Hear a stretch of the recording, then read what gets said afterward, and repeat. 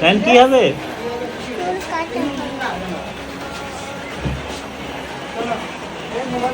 চুল কাটবে। ও বাবা, রাইন কি আবার চুল কাটতে গেছে নাকি? হ্যাঁ মা, চুলগুলো তো সামনে অনেক বড় হয়ে গেছিল, তাই বাবা আমাকে চুল কাটাতে নিয়ে এসেছে। আমি এবার তোমার সাথে আসিনি, আমি এবার বাবার সাথে এসেছি। আর এটা জানো, এটা কাটোয়াতেও নয়, এটা তো কাঁদরাতে। এই প্রথম আমি কাঁদরাতে চুল কাটলাম।